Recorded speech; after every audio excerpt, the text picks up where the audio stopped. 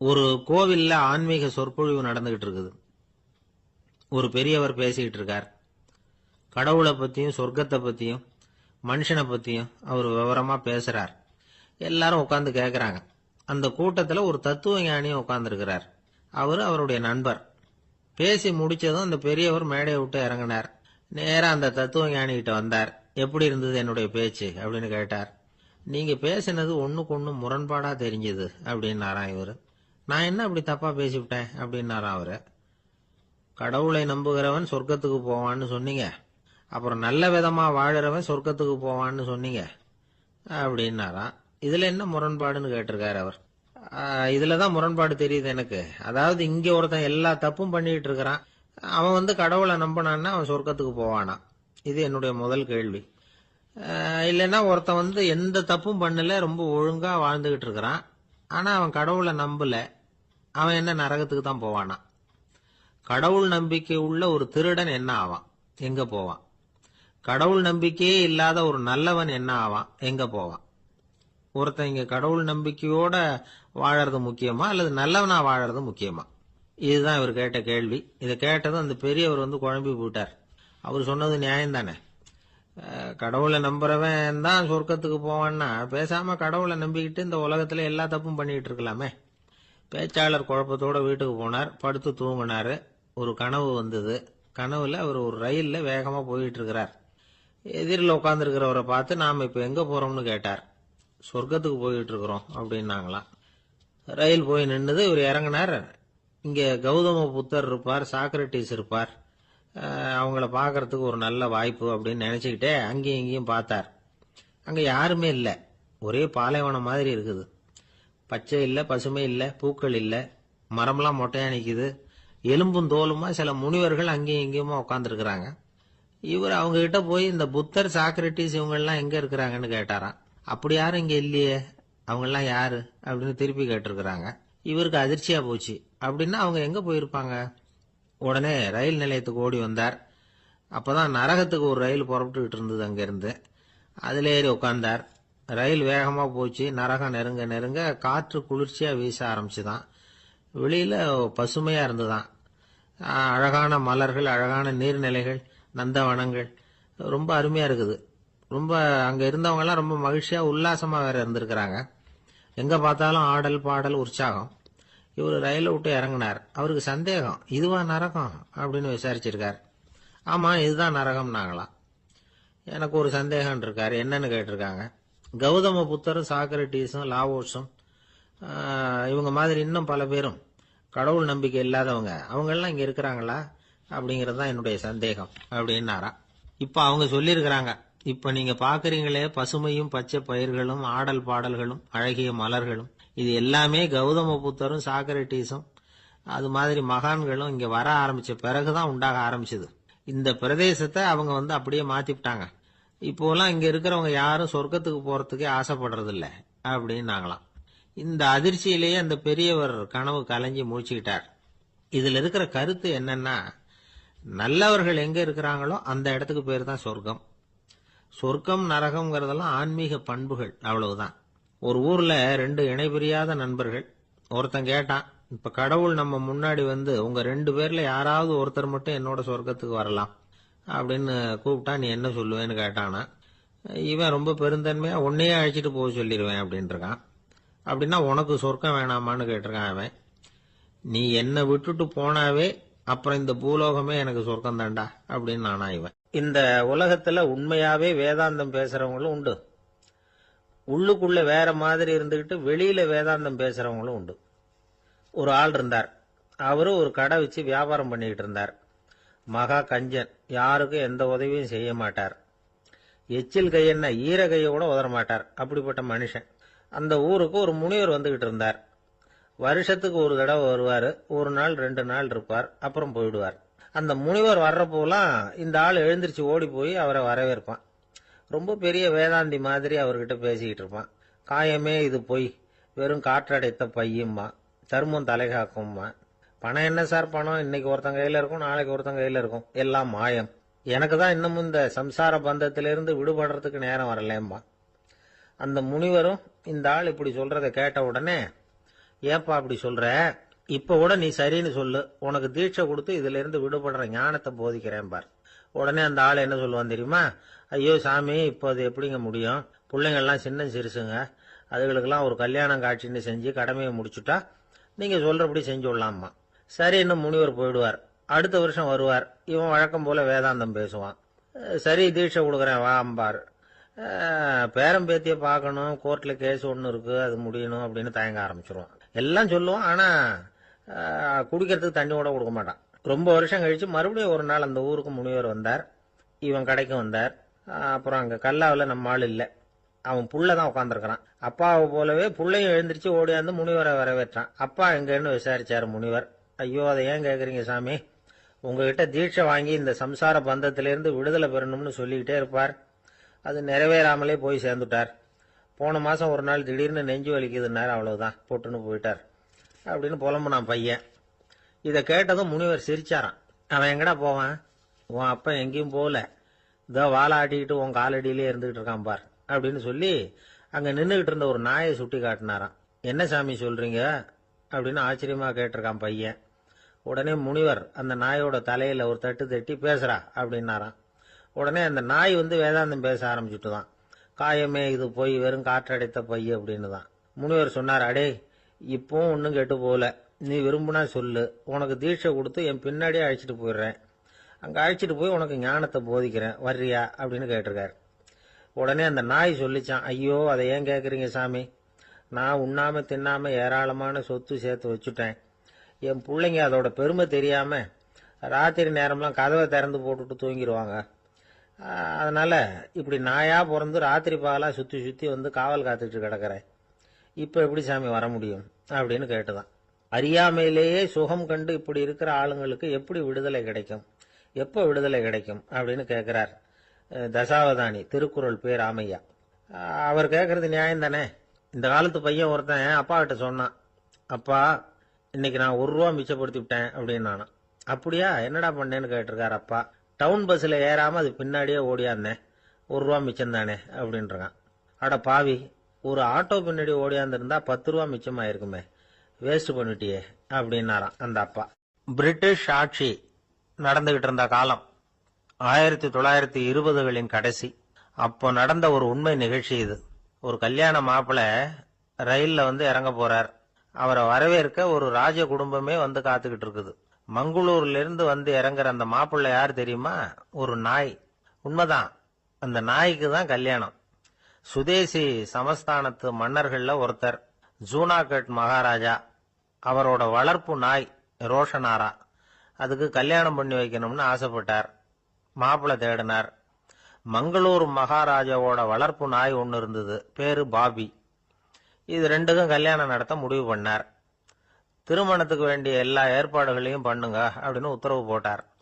ஆயிரக்கணக்கான அழைப்புதழ்கள், பல சமஸ்தான மன்னர்கள், ஜமீன்தார்கள், பிரிட்டிஷ் அதிகாரிகள், பெரிய பணக்காரங்க, இப்படி நிறைய பேருக்கு அழைப்புதழ்கள் அனுப்பி வச்சாங்க.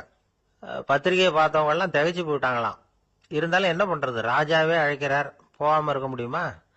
அந்த சமயத்துல நாட்டின் கவர்னர் ஜெனரலா இருந்தவர் இர்வின் பிரபு, அவருக்கும் ஒரு பத்திரிகை போயிருக்குது. வாங்கி பார்த்ததும் அவருக்கு பயங்கர எரிச்சல். உடனே குப்பை தொட்டியில போட்டுட்டாராம். மாட்சிமை தங்கிய பிரிட்டன் சக்கரவர்த்தியின் பிரதிநிதியான தன்னை கேவலம் ஒரு நாயின் திருமணத்துக்காக அழைக்கிறதா அப்படின்னு அவருக்கு ஆத்திரம். இருந்தாலும் கல்யாணம் பிரமாதமா நடந்துதான். கல்யாணத்தன்னைக்கு பொண்ணுக்கு ஸ்பெஷல் குளியல், தண்ணீருக்கு பதிலாக வாசனை திரவியங்கள், பன்னீர், குளிச்சதுக்கு அப்புறம் அலங்காரம், வைர மாலை, முத்து மாலை, ஏகப்பட்ட அலங்காரம். மாப்பிள்ளையை அழைக்கிறதுக்கு ரயில்வே ஸ்டேஷன்ல ராஜ குடும்பமே காத்துக்கிட்டு இருக்குது. அவங்களோட வளர்ப்பு நாய்கள் 250. அத்தனை நாய்களுக்கும் பட்டு துணி போத்தி இருக்குது, முத்து வடங்கள் அணிவிச்சிருக்கிறாங்க. எல்லாம் ராஜ நாய்கள். அதுகளையும் வீதியில நடக்க விடலையாம். அதுகளை சுமந்துகிட்டு போக அலங்கரிக்கப்பட்ட யானைகள் காத்துக்கிட்டு இருக்குதாம். மாப்பிள்ளைக்கு வரவேற்பு எப்படி தெரியுமா? அது நடந்து வர்ற பாதை பூரா ரத்தன கம்பளம் விரிச்சிருக்குது. 2 பக்கமும் ராஜாங்க அதிகாரிகள் கைகட்டி நிக்கிறாங்க. அரசு படை வீரர்கள் அணிவகுப்பு மரியாதை செலுத்துறாங்க. அந்த நாய் ராஜ மரியாதையோட நடந்து வருது, நகையெல்லாம் போட்டுக்கிட்டு வருது. திருமண மண்டபத்துக்கு சேருது. அங்க கல்யாணம் அமோகமா நடக்குது. இந்த திருமணத்தை முன்னிட்டு அந்த ஜூனாகட் சமஸ்தானத்துக்கு 3 நாள் விடுமுறை வேற. கல்யாணத்துக்கு வந்திருந்தவங்களுக்கெல்லாம் ஏக தடபுடலா விருந்து, நாட்டியம் எல்லாம் பிரமாதமா நடந்துதான். இந்த கல்யாணத்துல கலந்துக்க வந்திருந்த மற்ற சமஸ்தானத்து மன்னர்கள், திவான்கள், அரச குடும்பத்தினர், இப்படி அவங்க 700 பேராம். அவங்க வந்து போறதுக்காக விசேஷ ரயில்கள்லாம் வேற விட்டுருக்காங்க. கல்யாணம் முடிஞ்சதும் அந்த நாய் தம்பதிகளோட பெரிய பெரிய மன்னர்கள்லாம் ஒன்னா உட்காந்து சாப்பிட்டாங்களாம். ஏர் கண்டிஷன் அறையில அந்த தம்பதிகள் கொஞ்ச காலம் வாழ்ந்திருக்கிறாங்க. கொஞ்ச நாள்ல மாப்பிள்ளைக்கு மரியாதை குறைய ஆரம்பிச்சுட்டுது. வெளியில துரத்தி விட்டாங்களாம். அந்த பெண் நாய் மட்டும் ராஜ போகங்களை அனுபவிச்சு வந்துதான். இந்த கல்யாணத்தை பார்த்துட்டு தொடர்ந்து மற்ற சமஸ்தானத்து மன்னர்களும் நாய் திருமணங்கள் நடத்த ஆரம்பிச்சுட்டாங்களாம். இது உண்மையில நடந்திருக்குது. இப்படி அது இருக்கட்டும். இப்ப நம்ம கதைக்கு வருவோம். ஒரு ராஜாவுக்கு ரொம்ப நாள் கழிச்சு ஒரு குழந்தை பிறந்துதான். அரண்மனை ஜோசியரை கூப்பிட்டுருக்கார் ராஜா. ஜோசியரே, என் மகன் வருங்காலத்துல சிறந்த வாழ் வீரனா வரணும்னு ஆசைப்படுறேன். வருவானாங்கிறத கொஞ்சம் பார்த்து சொல்லுங்களேன் அப்படின்னாராம். ஜோசியர் சொன்னார், மன்னா, உங்க புள்ள வாழ் வீரனா வர்றது கஷ்டம். ஆனா அவரும் உங்களை மாதிரியே நாய்க்குட்டிகள் பேர்ல பிரியமா இருப்பார். அதுகளுக்கு கல்யாணமும் பண்ணி வைப்பார் அப்படின்னாராம். அது எப்படி கண்டுபிடிச்சிங்க அப்படின்னு கேட்டிருக்கார் ராஜா. அரசே, உங்க பிள்ளைக்கு வாழ் மேல உள்ள பிரியத்தை காட்டிலும் நாய் மேல உள்ள பிரியம் அதிகம்ங்கிறதுக்கான அறிகுறி இப்பவே தெரியுது. நல்லா கவனிச்சு பாருங்க. அவரு வாழ் வாழ்னு கத்துறாரு அப்படின்னாரு. கவனிச்சு பார்த்துட்டு அப்படி எனக்கு காதுல விழலையே அப்படின்னாராம் மன்னர். அதனாலதான் சொன்னேன், அவர் கத்துறது வாழ் வாழ்னு கத்தல, வள்ளு வள்ளுன்னு கத்திக்கிட்டு இருக்கார். அதனாலதான் அப்படி சொன்னேன் அப்படின்னாராம் அரண்மனை ஜோசியர். கொஞ்சம் தூரத்துல நாம நிக்கிறோம். எட்டத்துல இருந்துகிட்டு அவரை கவனிக்கிறோம். அவர் போன்ல பேசுறத. அவர் பேசுகிற வார்த்தைகள் என்ன அப்படிங்கறது நம்ம காதுல விழல. ஆனாலும் அவர் பேசிக்கிட்டு இருக்கிறது நல்ல செய்தியா கெட்ட செய்தியா அப்படிங்கறத நம்மால யூகிக்க முடியும். மகிழ்ச்சியான செய்தியை பேசும்போது முகம் மலருது, புன்னகை பூக்குது. இதுல ஒண்ணு நீங்க கவனிக்கணும். தொலைபேசியில நாம பேசுறப்போ நம்மோட பேசுறவர் எதிரில் இல்ல. அவர் தொலைபேசி வழியா நம்ம குரலை மட்டும்தான் கேட்க போறார். நம்ம முகத்தை அவர் பார்க்க போறது இல்ல. அப்படி இருந்தும் அப்ப நம்ம முகம் ஏன் மலரணும் அப்படின்னா இதுதான் உடல் மொழி, பாடி லாங்குவேஜ் அப்படின்னு சொல்றாங்க. நம்ம அறியாமலேயே நம்ம உடம்பு செய்திகளை தெரிவிக்குது பாருங்க, அதுதான் உடல் மொழி. ஒரு மனிதர் தொலைபேசியில பேசிக்கிட்டு இருக்கிறத நீங்க தூரத்துல இருந்து கவனிச்சுக்கிட்டே அவர் நண்பரோட பேசுறாரா, மனைவியோட பேசுறாரா, குழந்தையோட பேசுறாரா, இல்ல மேல் அதிகாரி கிட்ட பேசுறாரா, அல்லது அவருக்கு கீழே பணிபுரிகிறவர்கள் கிட்ட பேசுறாரா அப்படிங்கறத கண்டுபிடிக்கலாம். அதுக்கு காரணம் அவருடைய உடல் மொழி. இந்த உடல் மொழி கூட நம்ம வாழ்க்கையின் முன்னேற்றத்துக்கு பயன்படும். இத பத்தியெல்லாம் கூட சில நிபுணர்கள் ஆராய்ச்சி பண்ணி பார்த்திருக்கிறாங்க. அவங்க சில விவரங்களை சொல்றாங்க. குறிப்பா ஒருத்தர் தன்னுடைய நாற்காலியில கிட்டத்தட்ட படுத்துக்காத குறையா உட்கார்ந்துருக்கிறாருன்னு வச்சுங்க. எதிர இருக்கிறவர் பேசுறது அவருக்கு பிடிக்கலன்னு அர்த்தமா. தலையை சொரிஞ்சுக்கிறது, வேற வேற திசைகள்ல பாக்குறது, கொட்டாவி விடுறது, கால்களை மாத்தி போட்டு உட்கார்றது, களைப்பா கை விரல்களை அப்படியே பின்னிக்கிறது, அடிக்கடி கடிகாரத்தை பாக்குறது, இப்படிலாம் ஒருத்தர் பண்ணிட்டு இருக்கிறாருன்னா நாம கூடிய சீக்கிரம் அந்த இடத்த விட்டு எழுந்திரிச்சு வந்துடுறது நல்லது. ஏன்னா இதெல்லாம் அவருடைய சலிப்பு, சோர்வு, ஆர்வமின்மை இதுக்கு அடையாளங்கள். நம்முடைய பேச்சு அவரை சலிப்படைய வச்சுட்டதுன்னு அர்த்தம். அவர் ரொம்பவும் சோர்ந்து போயிட்டாருன்னு பொருள். நம்முடைய பேச்சில் அவருக்கு ஆர்வம் இல்லைன்னு அர்த்தம். அதே நேரத்தில் நாற்காலியின் நுனியில அமர்ந்து உடலை முன்னுக்கு நகர்த்தி எதிர இருக்கிறவரின் கண்களை பார்த்துக்கிட்டே பேசினாலும் சரி அல்லது பேச்சை கேட்டாலும் சரி, உங்க பேர்ல மற்றவங்களுக்கு உள்ள பிடிப்பு அதிகரிக்கும். நாம எப்படிப்பட்டவர்ங்கிறத நம்ம உடம்பும் நடை உடை பாவனையும் அடுத்தவங்களுக்கு காட்டி கொடுத்துரும். உங்க உடம்பு, உங்க பார்வை, நடை, உட்கார்ற விதம், இதை வச்சுக்கிட்டே நீங்க பொறுப்புள்ளவரா, முரடரா, அலட்சியமானவரா, மரியாதை தெரிஞ்சவரா, அடக்கமானவரா, நம்பிக்கைக்கு உரியவரா, நாணயம் இல்லாதவரா, பயந்தவரா, திறமசாலியா, அப்பாவியா அப்படிங்கறதெல்லாம் கண்டுபிடிச்சிடலாம். அதனால இந்த உடல் மொழியை புரிஞ்சுக்கிட்டு நம்மளை கொஞ்சம் சரிப்படுத்திக்கிட்டோம்னா வாழ்க்கையில சுலபமா பல காரியங்களை சாதிக்க முடியும்.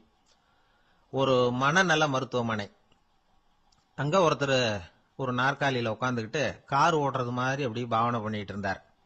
ஸ்டேரிங்கை திருப்புறது மாதிரி, பின்னாடி வர்ற வண்டியை நிக்க சொல்றது மாதிரி, அப்புறம் இவரு ஒதுங்கிக்கிட்டு அவருக்கு வழி விடுறது மாதிரி, இப்படிலாம் சேட்டைகள் பண்ணிக்கிட்டு இருந்தார் மனநல மருத்துவமனையில. இத பார்த்துக்கிட்டு இருந்த ஒருத்தர் பக்கத்துல இருந்த இன்னொருத்தர்கிட்ட கேட்டார், இவர் ஏன் இப்படி பண்றாரு, இவருக்கு ஏன் அப்படி வந்தது நிலைமை அப்படின்னு சொல்லி அவர் விசாரிச்சார். அப்ப அவர் விவரம் சொன்னார். வேற ஒண்ணும் இல்லைங்க, இவருக்கு கார் ஓட்டணும்னு ஆசை ரொம்ப காலமா, அது நிறைவேறாம போயிட்டுது. அதுக்கப்புறம் அவர் மனநோயாளியா மாறிட்டார். இங்க அழைச்சிட்டு வந்தாங்க. இங்க அழைச்சிட்டு வந்ததுல இருந்து அப்படிதான் பண்ணிட்டு இருக்கிறார். அவ கார் ஓட்டுறது மாதிரிலாம் பாவனை பண்ணிட்டு இருப்பார், திருப்புறது மாதிரி பண்ணுவார், பின்னாடி வர்றவங்களுக்கு இடம் விடுவார், இப்படிலாம் செய்யறார் அப்படின்னு விவரம் சொன்னாங்க. நீங்க சொல்லப்படாதா, இப்ப நீங்க கார் ஓட்டல, வெறும் நாற்காலியில தான் உட்கார்ந்து இருக்கிறீங்க அப்படின்னு நீங்க சொல்லப்படாதா அவருக்கு அப்படின்னு கேட்டாங்க. அது முடியாதுங்க, ஏன்னா அந்த காரை கழுவுறதுக்காக அவர் தினமும் எனக்கு 10 ரூபா கொடுத்துக்கிட்டு இருக்கிறார் அப்படின்னாராம் அங்க வேலை செஞ்சுக்கிட்டு இருந்த ஒருத்தர். அதனால வாழ்க்கையில நாம இந்த உடல் மொழியை புரிஞ்சுக்கணும். உடல் மொழிங்கிறது இப்ப ஆரம்பத்துல சொன்னது மாதிரி அந்த தொலைபேசியில பேசுறவங்கள தூரத்தில இருந்து பார்த்தாவே அவர் யாருகிட்ட பேசுறாரு என்ன பேசுறாருன்னு தெரியும். நம்ம முகத்தை நல்லா வச்சுக்கணும். உடல் மொழிய நம்ம புரிஞ்சுக்கிட்டு பயன்படுத்த ஆரம்பிச்சோம்னா எந்த முயற்சி பண்ணினாலும் அதுல வெற்றி நிச்சயம். ஒரு பூங்கா, அங்க ஒருத்தர் நின்றுட்டு இருக்கிறார். நின்றுகிட்டே ஏதோ ஆழ்ந்த யோசனையில இருக்கிறார். அந்த பக்கமா இன்னொருத்தர் வந்தார். இவரை கவனிச்சார். என்ன யோசனைன்னு கேட்டார். எப்படி எழுந்திருக்கிறதுன்னு யோசனை பண்ணிட்டு இருக்கிறேன்னாரு அவர். கேட்டவருக்கு ஒரு மாதிரி ஆயிட்டது. ஏற்கனவே நின்றுகிட்டு இருக்கிற ஒருத்தர் எப்படி எழுந்திருச்சு நிக்கிறதுன்னு யோசிக்கிறாருன்னா அது ஆச்சரியம் தானே. அதுக்கப்புறம் இவர் யோசிக்க ஆரம்பிச்சார், என்ன இவர் இப்படி பேசுறாரு அப்படின்னு. கீழே விழுந்தாதானே எழுந்திருச்சு நிக்க முடியும். அதனால எழுந்திருக்கணும்னு நினைக்கிறவங்க முதல்ல கீழே விழணும். இவர் முதல்ல கீழே விழணும், அதுக்கப்புறம் தான் எழுந்திருக்கிறது எப்படின்னு சிந்திக்க முடியும். இந்த உலகத்துல எல்லாருமே கீழே விழுந்து எழுந்தவர்கள் தான். இப்ப இந்த குழந்தை பருவத்துல கீழே விழாம நடைபயில கற்றுக்கிட்டவங்க யாராவது உண்டா? சின்ன வயசுல ஒரு தடவை கூட கீழே விழல சார், அப்படியே பிறந்தார் வளர்ந்தார் பெரியவர் ஆயிட்டார் அப்படின்னு யாரையும் சொல்ல முடியாது. அதனால மனுஷங்கிறவன் விழுந்து புரண்டு எழுந்துதான் நடக்க கத்துக்கிறான். ஒரு உண்மையை நாம எல்லாரும் புரிஞ்சுக்கணும். இந்த உலகத்துல தவறு செய்யாத மனிதர்களே யாரும் கிடையாது. அப்படி இருக்கிறப்போ எப்போதாவது நாம தவறு பண்ணிவிட்டோம்னா அதுக்காக மனசு உடைஞ்சு போயிடக்கூடாது, வாழ்க்கையில வெறுப்பு வந்துடக்கூடாது. ஒரு தவறு நடந்துட்டுதா அதுக்காக மனசு உடைஞ்சு போடாதீங்க, அதை ஒரு பாடமா எடுத்துக்கங்க. அதே தவறு மறுபடியும் நடக்காம வேணும்னா பாத்துக்கலாம், அது போதும். தடைக்கல்ல படிக்கல்லாம் மாத்திக்கணும், இதுதான் இதுல முக்கியம். ஒரு அலுவலகம், அங்க ஒரு அதிகாரி, அவர் உயர்ந்த பதவியில் இருந்தார். சிறந்த நிர்வாகின்னு பேர் வாங்கினவர் அவர். அவர் தனக்கு கீழே வேலை செய்யறவங்க கிட்ட எல்லாம் சொல்லுவாராம், இந்த நிறுவனத்துல நீங்க எத்தனை தடவை வேணும்னாலும் தவறுகள் செய்யலாம், ஆனா ஒரே விஷயம் என்னன்னா ஒரே தவறை மறுபடியும் செய்யக்கூடாது, அது முக்கியம் அப்படின்பாராம். இத மேம்போக்கா பார்த்தா அவர் ஏதோ தன்னுடைய ஊழியர்களை தவறு செய்ய தூண்டுறது மாதிரி தெரியும். ஆனா உண்மை அப்படி இல்லை. இன்னைக்கு என்ன நடக்குது தெரியுமா? அநேகமா எல்லா மனிதர்களுமே ஒரே தவறை தான் மறுபடியும் மறுபடியும் செய்யறாங்க. விளையாட்டு வீரர்கள் ஒரே மாதிரியான தவறுகளை திரும்ப திரும்ப செய்யறது உண்டு. கணக்கு எழுதுறவங்கள பாருங்க, ஒரே தப்ப மறுபடியும் மறுபடியும் செய்வாங்க. அலுவலகம் வருகிறவர்களை கவனிங்க, ஒரு நாள் தாமதமா வந்தா பரவாயில்ல, தினமும் தாமதமா வருவாங்க. இது மாதிரி செய்த தவறையே திரும்ப திரும்ப செய்யறதுக்கு என்ன காரணம் அப்படின்னா சோம்பல், ஞாபக மறதி, கவனக்குறைவு, தன்னுடைய திறமை பேர்ல அளவுக்கு மீறிய நம்பிக்கை, இப்படி இதுல ஏதாவது ஒரு காரணமா இருக்கலாம் அப்படிங்கிறாங்க இது பற்றி ஆய்வு செய்கிற வல்லுநர்கள். ஒரு தடவை செஞ்ச தவிர மறுபடியும் செய்யறது இல்லைன்னு முடிவு செஞ்சுக்கிட்டு அதை செயல்படுத்த கத்துக்கணும், அது போதும், வாழ்க்கை வெற்றிகரமா அமையும் அப்படிங்கிறாங்க அந்த அனுபவசாலிகள். அதனால வெற்றிகரமா வாழ்க்கையில நடைபோட விரும்பும் இளைஞர்கள் தவிர்க்க வேண்டியது என்னன்னா, முதல்ல சோம்பலை தவிருங்கள், சுறுசுறுப்பாக இயங்குங்கள் அப்படிங்கறது அவங்க அறிவுரை. ரெண்டாவது ஞாபக மறதி, எந்த செயல்லையும் ஈடுபாடு வேணும், அக்கறை வேணும். மூணாவது கவனக்குறைவு, எதையும் அலட்சியப்படுத்தக்கூடாது. நாலாவது என்னால முடியாதது எதுவுமே கிடையாது அப்படிங்கிற அளவுக்கு மீறிய நம்பிக்கை, அது ஆபத்துல கொண்டு போய் விட்டுரும். அதனால முதல் தவறு உங்களுக்கு ஒரு பாடமா அமையணும்.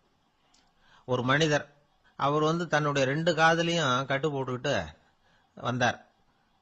அவருடைய நண்பர் அதை கவனிச்சுட்டார். என்ன சார் ஆச்சு, 2 காதுலையும் கட்டு போட்டுருக்கீங்களே அப்படின்னு விசாரிச்சார். ஒண்ணுமில்ல சார், வீட்டுல ரொம்ப ஆர்வமா டிவியில கிரிக்கெட் மேட்ச் பார்த்துக்கிட்டு இருந்தேன். அப்போ என்னுடைய மனைவி துணிகளுக்கு அயன் பண்ணிட்டு இருந்தாங்க. அயன் பாக்ஸை அப்படியே வச்சுட்டு அடுப்பங்கரைக்கு போயிட்டாங்க. அந்த சமயம் பார்த்து டெலிஃபோன் பண்ணி அடிச்சுது. அவசரமா ஓடி போய் அதை எடுத்து காதில் வச்சேன். அப்பதான் தெரியும் அது அயன் பாக்ஸுங்கிற விஷயம். சூடா இருந்ததா, சுட்டு விட்டுது அப்படின்னார். ஒரு காது சரி சார், 2 காதும் ஏன் அப்படி ஆச்சு அப்படின்னு கேட்டார். அதே ஆளு மறுபடியும் போன் பண்ணா சார் அப்படின்னார் இவர். இவர் எவ்வளவு தூரம் யோசிச்சிருப்பாரு பாருங்க. அதனால ஒரு தவறு மறுபடியும் நடக்கக்கூடாது. முதல் தவறு உங்களுக்கு ஒரு பாடமாக அமையட்டும் அப்படிங்கிறது தான் இதுல இருந்து நாம தெரிந்து கொள்ள வேண்டிய கருத்து. அதனால தவறுகள் அதெல்லாம் தடைக்கெல்லாம் நினைக்க வேண்டாம், படிக்கெல்லாம் நினைப்போம். அப்படி நினைச்சோம்னா வாழ்க்கையில வெற்றி நிச்சயம். அவர் ஒரு நாள் வீட்டு திண்ணையில உட்கார்ந்துருந்தாராம். அப்போ தெருவில் ஒரு பிச்சைக்காரன் அந்த வழியா வந்திருக்கிறான். பிச்சை கேட்டிருக்கான். அந்த சமயத்துல தர்மர் வேற ஏதோ வேலையா இருந்திருக்கிறார். அதனால பிச்சைக்காரனை பார்த்து நாளைக்கு வா அப்படின்னு சொல்லிவிட்டார். அவனும் சரின்னு சொல்லிட்டு போயிட்டான். பீமன் இதை பார்த்துக்கிட்டு இருந்தான். உடனே அவன் என்ன செஞ்சான் தெரியுமா? ஒரு முரசை எடுத்துக்கிட்டு கிராமத்தை நோக்கி ஓடனான். முரசை அடிச்சுக்கிட்டு ஏதோ சொல்ல ஆரம்பிச்சுட்டான். தர்மருக்கும் இது தெரிய வந்தது. அவருக்கு ஒன்றும் புரியல. என்னாச்சு உனக்குன்னு கேட்டார். பீமன் சொன்னான், நான் கிராம மக்களுக்கு ஒரு செய்தியை தெரிவிக்க போறேன் அப்படின்னா. என்ன செய்தின்னார். எங்க அண்ணன் காலத்தை வென்றுட்டார் அப்படிங்கிற செய்தியை சொல்ல போறேன்னா. நான் காலத்தை ஜெயிச்சுட்டேனா, எதனால் அப்படி சொல்ற அப்படின்னு கேட்டார். நீங்க பிச்சைக்காரனை நாளைக்கு வர சொன்னீங்களே, அதனாலதான் அப்படின்னா. அதனால என்னன்னார். நீங்க அவனை நாளைக்கு வான்னு சொன்னீங்க, நீங்க நிச்சயமா நாளைக்கு இருப்பீங்களா? அந்த பிச்சைக்காரனும் நாளைக்கு உயிரோட இருப்பானா? நாளைக்கு நீங்க இருந்தாலும் பிச்சை போடக்கூடிய மனோபாவம் உங்களுக்கு இருக்குமா? பிச்சை நிச்சயம் போடுவீங்களா? நாளைக்கு வரைக்கும் அவன் பிச்சைக்காரனாவே இருப்பாங்கிறது என்ன நிச்சயம்? நாளைக்கு உங்க சந்திப்பு நிச்சயம் நடக்குமா? அதனாலதான் நீங்க காலத்தை ஜெயிச்சுட்டீங்க அப்படின்னு சொல்லி அவ்வளவு நிச்சயமா நான் முடிவு பண்ணிவிட்டேன். அப்படி நீங்க நினைச்சதுனாலதான் அவனை நாளைக்கு வர சொல்லியிருக்கிறீங்க. இது எவ்வளவு பெரிய விஷயம். இதை மற்றவங்களுக்கு சொல்லாம இருக்கலாமா? நேரம் ஆயிட்டுது, நான் உடனே ஊருக்குள்ள போய் இதை சொல்லணும். தாமதிக்க முடியாது. ஏன்னா இந்த நேரம் கடந்துட்டுதுன்னா அடுத்த நாழிகை எனக்கு கிடைக்கும்ங்கிறது நிச்சயம் இல்லை அப்படின்னு பீமன் சொல்லி முடிச்சுட்டு புறப்படுறதுக்கு தயாரானான். தர்மர் அவசரமா குறுக்கிட்டார். தம்பி கொஞ்சம் பொறு, நான் தவறு பண்ணிட்டேன். பரிபூர்ண சுதந்திரம் பெற்ற மனிதன் தான் அப்படி பேச முடியும், அப்படி வாக்குறுதி தர முடியும். அந்த பிச்சைக்காரனை இப்பவே கூப்பிடு, ஏதாவது உடனே கொடுத்து அனுப்பி வச்சு விடுறேன். நாளைக்கு என்ன நடக்கும்ங்கிறது யாருக்கு தெரியும் அப்படின்னார். இந்த கதையிலிருந்து நாம உணர்ந்து கொள்ள வேண்டிய உண்மை என்ன தெரியுமா? நிகழ்காலம் ஒண்ணுதான் நம்ம கையில் இருக்கிறது. அதை தவற விடாமல் சரியா பயன்படுத்திக்கணும். கடந்த காலம்ங்கிறது திரும்பி வர போறதில்ல. எதிர்காலம்ங்கிறது இப்ப நம்ம கிட்ட கிடையாது. அதனால நிகழ்காலத்தை தான் நாம பயன்படுத்திக்க முடியும். ஒரு ஊர்ல ஒரு சோதிடர் இருந்தார். அவர் எதிர்காலத்தை பத்தி அதிகமா சொல்லிட்டு இருப்பார். அவருடைய சோதிடத்தை எப்படியாவது பொய்யாக்கி போடணும் அப்படின்னு சொல்லி 2 இளைஞர்கள் தீர்மானம் பண்ணிட்டாங்க. அதுக்காக ஒரு திட்டம் போட்டாங்க. அது குளிர்காலம். ஒரு இளைஞன் பெரிய கோட்டு ஒண்ணு சட்டைக்கு மேல போட்டுக்கிட்டான். அந்த மேல் கோட்டுக்கு உள்ள ஒரு புறாவை மறைச்சு வச்சுக்கிட்டான்.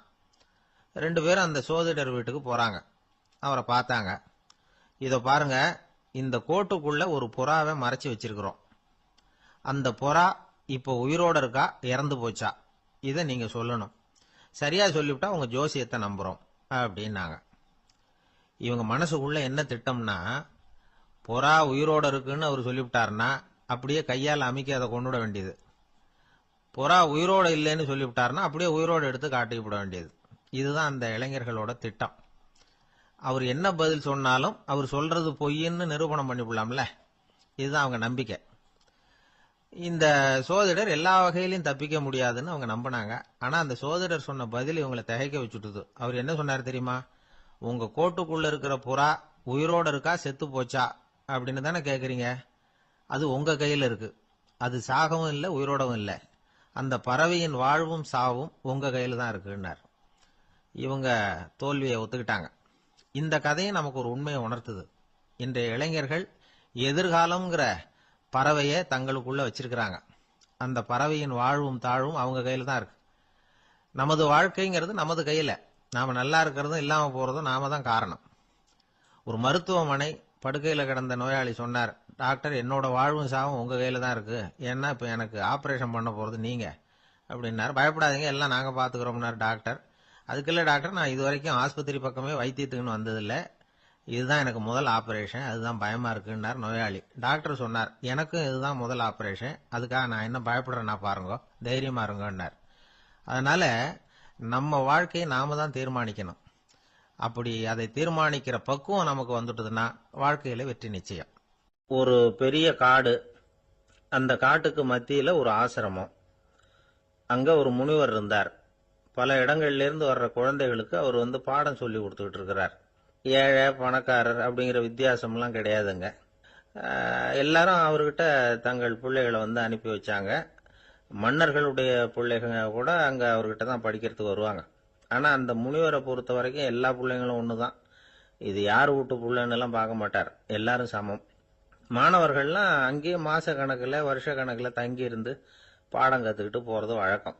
அவரா பார்த்து போன்னு சொல்ற வரைக்கும் அங்கேயே இருக்கணும், படிக்கணும். குருகுல வாசம். ஒரு சமயம் ஒரு ராஜகுமாரனும் அவர்கிட்ட படிச்சுக்கிட்டு இருந்தான். அவனுக்கு ஒரு 15 வயசு இருக்கும். சில வருஷம் கழிச்சு அந்த முனிவர் தன்கிட்ட இருக்கிற மாணவர்களுக்கெல்லாம் பரீட்சை வச்சார். அவங்களுடைய அறிவு முதிர்ச்சியை கணிக்கிறதுக்காக பல சோதனைகள்லாம் வச்சார். ஒவ்வொருத்தரா பார்த்து, இனிமே நீங்க உங்க வீட்டுக்கு போகலாம் அப்படின்னு சொல்லி அனுப்பி வச்சுக்கிட்டு இருக்கிறார். எல்லாரும் போயிட்டாங்க. கடைசியா மிஞ்சி இருந்தது ஒரே ஒரு மாணவன். அவனை மட்டும் வீட்டுக்கு அனுப்பல. யார் அந்த பையன் தெரியுமா? அவன்தான் அந்த ராஜகுமாரன். ராஜகுமாரனுடைய தந்தைக்கு, அதுதான் அந்த ராஜாவுக்கு, அங்க வயசு ஏறிக்கிட்டே போகுது. என்ன இது, படிக்க போன பையன் இன்னும் திரும்பி வரலையே அப்படின்னு நினைச்சார். வந்துட்டா சீக்கிரமா அவனுக்கு பட்டம் கட்டி விட்டு நாம விலகிக்கலாமே அப்படின்னு நினைச்சாரு. கல்யாணம் வேற பண்ணி பார்க்கணும் பையனுக்கு. ஆனா பையன் வர்ற வழியை காணும். ராஜா பார்த்தார். சரி, நேர்லயே போய் என்னன்னு தெரிஞ்சிட்டு வந்துருவோம் அப்படின்னு காட்டுக்கு புறப்பட்டார். அங்க போய் முனிவரை பார்த்தார். முனிவர் இவரை அன்பா வரவேற்று உட்கார வச்சார். அதுக்கப்புறம் ராஜா மெதுவா, எல்லாரையும் வீட்டுக்கு அனுப்பி வச்சுட்டீங்களாமே, ஏன் புள்ளைய மட்டும் அப்படின்னு சொல்லி மெதுவா இழுத்தார். முனிவர் இதுக்கு உடனே பதில் சொல்லல. ராஜாவை கூப்பிட்டுட்டு போய் விருந்தினர் குடிசையில தங்க வச்சார். அதுக்கப்புறம் சொன்னார், உங்க மகன் எல்லா பாடங்கள்லயும் முதல் இடம் வாங்கியிருக்கான். இப்படி முதலாவதா வர்ற மாணவனுக்கு நாங்க இன்னொரு தேர்வு வைக்கிறது வழக்கம். அதுலயும் அவன் முதலாவதா வந்துட்டான்னா அவன் ஒரு பெரிய வித்வான் அப்படிங்கிற கௌரவத்தை அடைஞ்சிருவான் அப்படின்னார். அதாவது முனிவர் அப்படி சொல்றார். அப்படி சொல்லிவிட்டு போயிட்டார் அவரு. ராஜா அங்கேயே தங்கிட்டார். ராத்திரி படுத்து தூங்கினார். காலையில எழுந்திருச்சு அந்த குடிசைக்கு வெளியில வந்தார் பல்லு விளக்கறதுக்காக. அந்த சமயத்துல தூரத்துல ஒருத்தன் ஒரு கையில கோடாலிய வச்சுக்கிட்டு தலையில ஒரு பெரிய விறகு கட்டை சுமந்துக்கிட்டு வந்துகிட்டு இருக்கிறது மாதிரி தெரிஞ்சது. யாராவது விறகு வெட்டியா இருக்கும் அப்படின்னு நினைச்சார் ராஜா. கிட்ட வந்ததும் உத்து பாக்குறாரு. பார்த்தா அது தன்னோட புள்ள. திகைச்சு போயிட்டார். என்ன இது, ஒரு ராஜகுமாரனை கூட இது மாதிரி வேலையெல்லாம் செய்ய சொல்றாங்களே அப்படின்னு நினைச்சார். ராஜகுமாரன் விறகு கட்டை கொண்டுகிட்டு போய் கொல்லை பக்கம் வச்சான். அந்த சமயம் முனிவர் அங்க வந்தார். என்ன மகனே, விறகு வெட்டிட்டு வந்துட்டியா? சரி, இப்போ ஒரு துடைப்பத்தை எடுத்துக்கோ, விருந்தினர் குடிசையின் வாசல் பக்கத்தை கூட்டி பெருக்கி சுத்தம் பண்ணு போ அப்படின்னார். அப்படியே செய்யறேன் குருவே அப்படின்னு சொல்லிவிட்டு போனான். சுத்தம் பண்ண ஆரம்பிச்சுட்டான். ராஜா பார்த்தார் இத. உடனே ஓடியாந்தார். மகனே, என்ன காரியம் பண்ற? துடப்பத்தை கீழே போடுனார். இப்ப அந்த ராஜகுமாரன் சொல்றான், தந்தையே, இது என்னுடைய குருதேவரோட உத்தரவு. இங்க நான் ஒரு மாணவன். இங்க அரசனும் ஒண்ணுதான், ஆண்டியும் ஒண்ணுதான். குருதேவர் சொல்றத மறுக்காம செய்யறது தான் எங்க கடமை அப்படின்னா. இந்த சமயம் முனிவர் அங்க வந்தார். இவனை முதுகுல தட்டி கொடுத்தார். அப்புறம் ராஜா கிட்ட சொன்னார், அரசே, உங்க புள்ள எங்க கடைசி தேர்வுலையும் வெற்றி பெற்றுட்டான். பணிவுதான் மாணவர்களின் மிக உயர்ந்த குணம். குருநாதர் சொல்றது மனசுக்கு பிடிக்கலன்னா கூட மறுக்காம செய்யணும். அப்படி செய்யறதுனால எதை செய்யலாம் எதை செய்யக்கூடாது அப்படிங்கிற விவேகம் அவங்களுக்கு வந்துடும். செய்யக்கூடாதத கூட பெரியவங்க சொல்லிவிட்டா செஞ்சுதான் ஆகணும் அப்படிங்கிற பணிவு அவங்களுக்கு வந்துடும். இந்த குணம் வந்துட்டுதுன்னா அவங்க எத்தனை கடினமான வேலையா இருந்தா கூட ரொம்ப சுலபமா செஞ்சு முடிச்சிருவாங்க. தூக்கத்திலேயும் அப்புறம் துக்கத்திலேயும் தோண்டு போட மாட்டாங்க. இந்த பணிவும் விவேகமும் அவங்க கிட்ட மன உறுதியை ஏற்படுத்தும். அந்த உறுதி உங்க பையனுக்கு வந்தாச்சு. இனிமே அவனை நீங்க அழைச்சிட்டு போகலாம். அவன் நிச்சயமா பேரும் புகழும் பெறுவான் அப்படின்னாரு. ராஜா அவரை பார்த்து, குருதேவா, புரிஞ்சுக்கிட்டேன், என்ன மன்னிக்கணும் அப்படின்னாரு. அதுக்கப்புறம் மகனை அழைச்சிக்கிட்டு நாட்டுக்கு திரும்பி வந்துட்டார். இந்த கதைய இன்று ஒரு தகவல்ல சொல்லுங்க சார். உங்க நிகழ்ச்சியில சொல்லுங்க சார் அப்படின்னு சொல்லி மாணவர்கள் கேட்டா பணிவா இருக்கிறது எப்படி அப்படிங்கறத புரிஞ்சுக்குவாங்க அப்படின்னு சொன்னார் ஒருத்தர். சரி சொல்லுவோம், அதுக்கு முன்னாடி நேர்லயே ஒரு பையன்கிட்ட சொல்லி பார்க்கலாமே அப்படின்னு தோணுச்சு. உடனே ஒரு பையனை கூப்பிட்டோம். ஏன்பா உங்க வாத்தியார் உனக்கு இது மாதிரி ஒரு பரீட்சை வச்சா என்ன பண்ணுவேன் அப்படின்னு கேட்டோம்.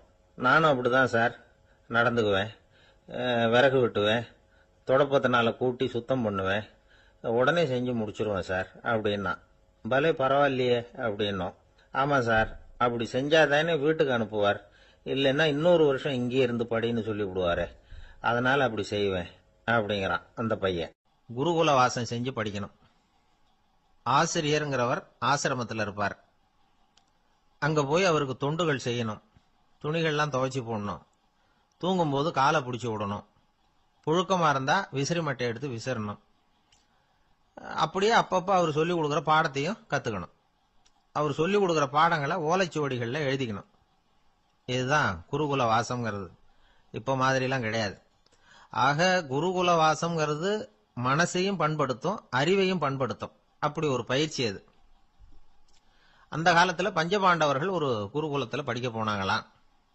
ஏற்கனவே அங்க ஒரு 15 பேர் இருந்திருக்கிறாங்க. இவங்களையும் சேர்த்து மொத்தம் 20 பேர்.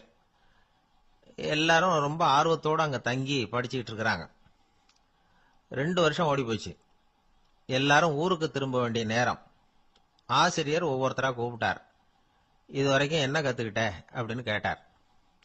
அவங்க தாங்கள் எழுதி வச்சிருந்ததை சொன்னாங்க, கத்துக்கிட்டதை சொன்னாங்க. அங்க படிக்க வந்தவங்க எல்லாருமே புத்திசாலிகள். அது மட்டும் இல்ல, பல பேர் அரச குடும்பத்தை சேர்ந்தவங்க, இளவரசர்களாக வேற இருக்கிறவங்க. அதனால அவங்க கிட்ட அபாரமான கல்வி அறிவை எதிர்பார்த்தார். ஒருத்தன் வந்தான், தான் எழுதி வச்சிருந்த சரித்திர பாடம் பூராவையும் படிச்சு காட்டினான். இன்னொருத்தன் வந்தான், தான் எழுதி வச்சிருந்த பூகோள பாடம் பூராவையும் படிச்சு காட்டினான். இப்படி ஒவ்வொருத்தரா வந்து அவங்க படிச்சது என்னங்கிறத படிச்சு காட்டிவிட்டு போனாங்க. கடைசியா தர்மர் வந்தார். பேசாம நிக்கிறார். தன் கையில் இருந்த ஓலைச்சுவடி கேட்டா அவர் பிரிக்கவே இல்லை. ஆசிரியர் இவர்கிட்ட தான் அதிகமா எதிர்பார்த்தார். ஆனா இவரோ பேசாம நின்றுட்டு இருக்கிறார். நீ என்ன கத்துக்கிட்ட சொல்லு, ஓலைச்சுவடியை பிரிச்சு படினார் அந்த முனிவர். தர்மர் அசையவே இல்லை. மெதுவா சொன்னார், ஐயா நான் கத்துக்கிட்டது ஒன்னே ஒண்ணுதான், அதுதான் வாழ்க்கையில எனக்கு ரொம்ப முக்கியமான பாடமா அமையும் அப்படின்னார். என்னது, என்கிட்ட 2 வருஷ காலமா படிச்சு விட்டு கடைசியில கத்துக்கிட்டது ஒன்னே ஒண்ணுதானா அப்படின்னார் முனிவர். அவருக்கு ஒன்னும் புரியல. மற்ற மாணவர்களை விட இவர் பண்புகள்ல உயர்ந்தவர், அறிவுல சிறந்தவர், வயசுல முதிர்ந்தவர். இவரே இப்படி சொன்னா மத்தவங்க நிலைமை என்னத்துக்கு ஆறுது, அவங்க ரொம்பவும் கெட்டு போயிடுவாங்களே அப்படின்னு அவர் யோசனை பண்ணார். தர்மா, நல்லா யோசனை பண்ணி பதில் சொல்லு. 2 வருஷமா நீ வந்து கத்துக்கிட்டது என்ன அப்படின்னு தானே நான் கேட்கறேன், அதை கொஞ்சம் யோசனை பண்ணி சொல்லுன்னார் முனிவர் கொஞ்சம் கோபமா. தர்மர் முகத்துல எந்த மாறுதலுமே இல்லை. இல்லையா, 2 வருஷமா நான் கத்துக்கிட்ட முக்கியமான பாடம் ஒன்னே ஒண்ணுதான்னார். இப்போ அந்த முனிவருக்கு கோபம் அதிகமா வந்துடுச்சு. ஏன்பா உனக்கு வெக்கமா இல்லையா, உன்னை விட வயசுல குறைஞ்சவங்க எவ்வளவு பாடம் கத்துக்கிட்டு இருக்கிறாங்க, எவ்வளவு விரிவா அவங்க படிச்சு காட்டினாங்க, நீயும் கூட நிறைய குறிச்சு வச்சிருக்கிற போல இருக்க, அதை ஏன் பிரிச்சு படிக்க கூடாது அப்படின்னார். ஐயா நான் சொல்றது உங்களுக்கு ஏமாற்றமா இருந்தா என்ன மன்னிக்கணும், நான் ரொம்ப முக்கியமா கத்துக்கிட்டு இருக்கிறது ஒன்னே ஒண்ணுதான், மற்ற எதையும் சொல்றதுக்கு விரும்பலன்னார். மாணவர்கள்லாம் சிரிச்சுட்டாங்க. முனிவருக்கு கோபம் அளவுக்கு மீறி வந்துட்டு ஓங்கி அரைஞ்சு விட்டார் தர்மரை அவர் கன்னத்துல. தர்மர் கண்ணை செவந்து போட்டுது, கண்கள் கலங்கி போச்சு. ஆனாலும் அவர் அமைதியை இழக்கல, தலை குனிஞ்சு நிக்கிறார். இவருடைய புடிவாதம் முனிவருக்கு இன்னும் ஆத்திரத்தை உண்டாக்கி விட்டது. இன்னொரு கண்ணத்திலே அரைஞ்சார். எல்லாரும் பயந்து போய் அமைதியா நின்றுட்டு இருக்கிறாங்க. முனிவர் கத்துறார், அப்படி நீ கத்துக்கிட்ட அந்த முக்கியமான பாடம் தான் என்ன, அதையாவது சொல்லு அப்படின்னார். ஐயா அதை மட்டும் ஒரு ஓலைச்சுவடியில தனியா குறிச்சு வச்சிருக்கிறேன், இந்தாங்க இதை நீங்களே படிச்சு பாருங்கன்னார். தர்மர் ஓலைச்சுவடியை நீட்டினார். முனிவர் அதை வாங்கி பிரிச்சார், சத்தம் போட்டு படிச்சார். என்ன எழுதியிருக்காருன்னா, எப்படிப்பட்ட சோதனை ஏற்பட்டாலும் நிதானம் இழந்து கோபத்துக்கு ஆளாக கூடாது அப்படின்னு. இதான் அந்த ஓலைச்சுவடியில அவர் எழுதி வச்சிருந்தது. அந்த ஒரு கணத்திலேயே முனிவரும் எல்லா மாணவர்களும் தர்மரை புரிஞ்சுக்கிட்டாங்களாம். அவர் கத்துக்கிட்டது ஏட்டு சுரக்காய் இல்ல, வாழ்க்கையில பயன்படக்கூடிய முக்கியமான அனுபவ பாடம். முனிவர் கண்கள்ல கண்ணீர். தர்மரை அன்போட கட்டி தழுவிக்கிட்டார். அப்புறம் சொன்னார், தர்மா என்ன மன்னிச்சுரு, நீ மாணவன் இல்ல ஆசிரியன், நான் இதுவரைக்கும் தெரிஞ்சுக்காத அனுபவ பாடத்தை நீ இப்ப எனக்கு கத்து கொடுத்துட்ட அப்படின்னு சொன்னாராம். அதனால நிதானம் தவறக்கூடாதுங்கிறது ரொம்ப முக்கியமான ஒரு செய்தி. ஒரு ஆசிரியர் மாணவனை ஒரு கண்ணத்துல ஓங்கி அரைஞ்சுட்டார். இவன் நிதானம் தவறல, அமைதியா நின்றுகிட்டு இருந்தான். அவர் ஒரு தடவை அரைஞ்சதும் எப்படி உன்னால நிதானம் தவறாம இருக்க முடிஞ்சுது அப்படின்னு கேட்டாங்க நண்பர்கள். அவன் சொன்னான், நான் நிதானம் தவறி இருந்தா எங்க வாத்தியார் இன்னொரு கண்ணத்திலையும் அரைஞ்சிருப்பார். அது அதை விட பலமா இருக்கும். அதனாலதான் நான் அப்படி இருந்தேன் அப்படின்னு நானா. ஆக நாம தெரிந்து கொள்ள வேண்டியது வாழ்க்கையில நிதானம் தவறாமல் இருக்க வேண்டும். அதுதான் வெற்றியின் ரகசியம். வாழ்க்கையில ரொம்பவும் அடிபட்டு அல்லல் போட்டுக்கிட்டு இருக்கிற ஒருத்தர் வந்தார். மனசு ரொம்பவும் நொந்து போய் பேசினார். இந்த உலகத்துல மனுஷனா பிறந்ததை விட மாடா பிறந்திருக்கலாம் சார் அப்படின்னார். திடீர்னு வந்து என்கிட்ட இப்படி சொன்னா அதுக்கு நான் என்னங்க பண்ண முடியும் அப்படின்னேன். உங்ககிட்ட வரணும்னு தோணுச்சு, அதனால வந்தேன் அப்படின்னார். சரிங்க, இப்படி ஒரு யோசனை வந்ததுக்கு என்ன காரணம் அப்படின்னு சொல்லி அவர்கிட்ட கேட்டேன். அதுக்கு அவர் சொன்னார், என் பையனுக்கு வேலை தேடுறேன் கிடைக்கல, பொண்ணுக்கு மாப்பிள்ளை தேடுறேன் கிடைக்கல, வீடு கட்டுறதுக்கு கடன் கேட்கறேன் கிடைக்கல. மாடா பிறந்திருந்தா இது மாதிரி கவலையெல்லாம் கிடையாதுல்ல, பேசாம வைக்கோலை தின்னுகிட்ட அசை போட்டுக்கிட்டே கடந்து விடலாமே அப்படின்னாரு அலட்சியமா. அதுக்கப்புறம் தான் அவர் சொன்ன கருத்தை நானும் கொஞ்சம் அசை போட ஆரம்பிச்சேன் மனசுக்குள்ள. இப்போ இயற்கையை பொறுத்த வரைக்கும் அது நாம எல்லாரும் மகிழ்ச்சியா வாழணும் அப்படின்னு தான் விரும்புது. விலங்குகள், பறவைகள், தாவரங்கள், அப்புறம் மற்ற உயிரினங்கள் எல்லாமும் நல்லபடியா இருக்கணும் அப்படிங்கிறது தான் இயற்கையோட விருப்பம். அதுல ஒன்றும் சந்தேகம் இல்லை. இயற்கையோட அமைப்பை கொஞ்சம் கவனிச்சு பார்த்தா அதை நாம நல்லா புரிஞ்சுக்கலாம். இருந்தாலும் இந்த ஆள் சொன்னதை கேட்ட பிறகுதான் ஒரு முக்கியமான வேறுபாடு புரிஞ்சுது. அதாவது இந்த உலகத்துல உள்ள முக்கியமான பிரச்சனைகள் 6. அந்த 6 பிரச்சனைகளும் ஆடு மாடுகளுக்கு கிடையாது, மரம் செடி கொடிகளுக்கு கிடையாது. ஆனா மனுஷன் அந்த 6 பிரச்சனைகளையும் சந்திக்க வேண்டியிருக்கு. சரி, அந்த 6 பிரச்சனைகள் என்னென்ன தெரியுமா? முதல்ல இந்த ஆடு மாடுலாம் நமக்குன்னு சொந்தமா ஒரு வீடு இல்லையே அப்படின்னு கவலைப்பட்டுக்கிட்டு இருக்கிறது இல்ல. ஆனா மனிதனுக்கு வீடு தேவைப்படுது. இது ஒரு வித்தியாசம். இப்ப 2வது பிரச்சனை என்னன்னா ஆடை பிரச்சனை. ஒரு கோழியோ சேவலோ நாம போட்டுக்கிறதுக்கு ஒரு சட்டை இல்லையே அப்படின்னு கவலைப்படுறது இல்ல. ஆனா மனுஷனுக்கு அந்த கவலை உண்டு. சரி, இப்ப 3வது என்னன்னு பார்த்தா கல்வி பிரச்சனை. ஒரு பசுமாடு கவலையோட நின்றுகிட்டு இருக்கு அப்படின்னு வச்சுக்குவோம். நீங்க அதுகிட்ட போய், ஏன் பசுமாட கவலையோட நின்றுகிட்டு இருக்கிற அப்படின்னு கேக்குறீங்க. என் கண்ணுக்குட்டிக்கு எல்கேஜியில் இடம் கிடைக்கல, டொனேஷன் கொடுக்கறதுக்கு கையில பணமும் கிடையாது, சிபாரிசுக்கு யாரை பிடிக்கிறதுன்னு தெரியல, இப்படியா சொல்லிட்டு இருக்கோம். அதுக்கு அந்த கவலையெல்லாம் கிடையாது. ஆனா மனிதனுக்கு அந்த கவலை உண்டு. 4வது என்னன்னு பாத்தீங்கன்னா வேலை வாய்ப்பு பிரச்சனை.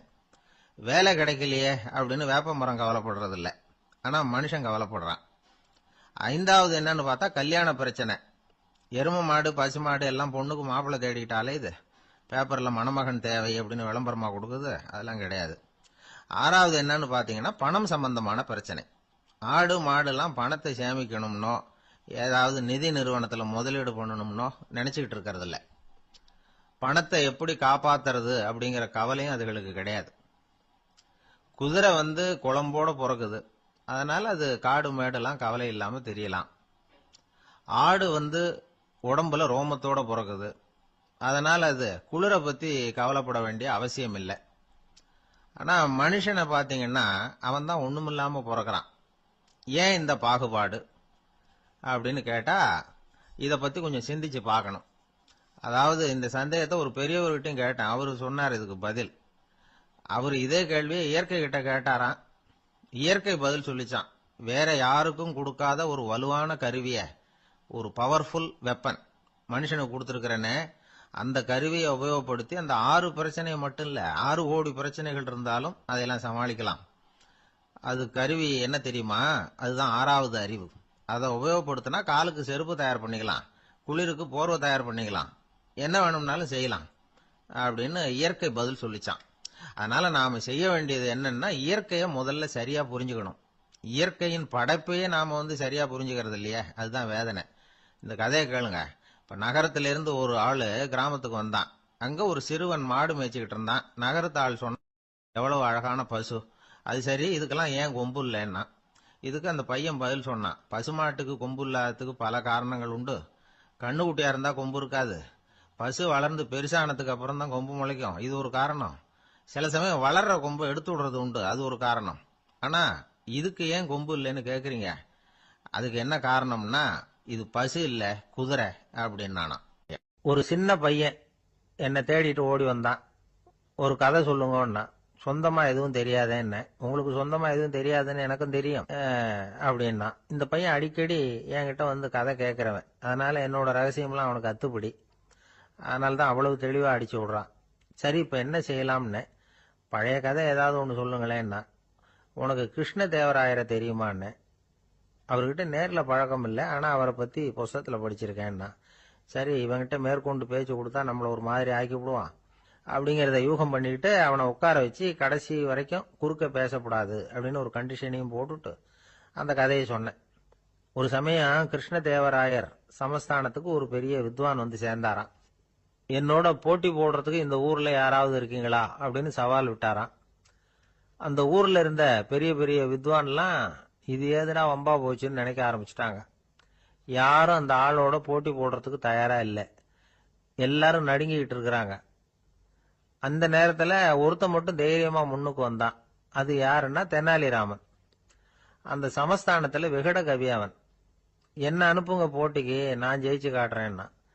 உனக்கு அவ்வளவு தைரியம் இருக்குதா அப்படின்னு கேட்டாங்க. தைரியம் மட்டும்தான் என்கிட்ட இருக்குது, ஆனா தைரியம் இருந்தா அதிர்ஷ்டம் தேடிட்டு வருங்கிறது எனக்கு தெரியும் அப்படின்னா. அடுத்த நாள் போட்டி ஆரம்பமாச்சு. அந்த பெரிய வித்வான் வந்து நின்னார். தெனாலிராமன் எதிரில் வந்து நின்னான். அந்த வித்வான் ஒரு விரல காட்டினார். தெனாலிராமன் பதிலுக்கு 2 விரல காட்டினான். வித்வான் 3 விரல காட்டினார். இவன் உடனே 4 விரல காட்டினான். உடனே 5 விரல காட்டினார் அவரு. தெனாலிராமன் உடனே தன்னுடைய கை முஷ்டியை காட்டினான், கையை மூடி காட்டினான். அவ்வளவுதான். அந்த பெரிய வித்வான் கிருஷ்ணதேவராயர் காலில் விழுந்தார். நான் தோத்துட்டேன், என் தோல்வியை ஒத்துக்கிறேன் அப்படின்னு சொல்லிவிட்டார். கிருஷ்ணதேவராயர் அவரை தனியா அழைச்சிட்டு போய் என்ன நடந்ததுன்னு விசாரிச்சார். அந்த வித்வான் விளக்கம் கொடுத்தார். ஆண்டவன் ஒருவன் தான் உண்டுங்கிறத விளக்கறதுக்காக நான் ஒரு விரல காட்டினேன். அப்படி இல்ல, சக்தியை சேர்த்தா சக்தி சிவன் 2 பேர் உண்டுன்னு உங்க வித்வான் 2 விரல காட்டினார். மூர்த்திகள் 3 பேருங்கிறதுக்காக நான் 3 விரல காட்டினேன். வேதங்கள் 4ன்னு சொல்லி ஒரு 4 விரல காட்டினார். பஞ்சபூதங்கள் 5ன்னு நான் 5 விரல காட்டினேன். அதையெல்லாம் அடக்கி ஆளணும்னு சொல்லி அவர் கையை மூடி உறுதியா காட்டினாரு. அடடா, உங்க வித்வானுக்கு எப்பேற்பட்ட அறிவு, அவர் தான் ஜெயிச்சார், நான் தோத்துட்டேன் அப்படின்னார் அவர். அப்படி சொல்லிவிட்டு அவர் போயிட்டார். அதுக்கப்புறம் தெனாலிராமனை கூப்பிட்டு என்னப்பா நடந்தது அப்படின்னு கேட்டாரா.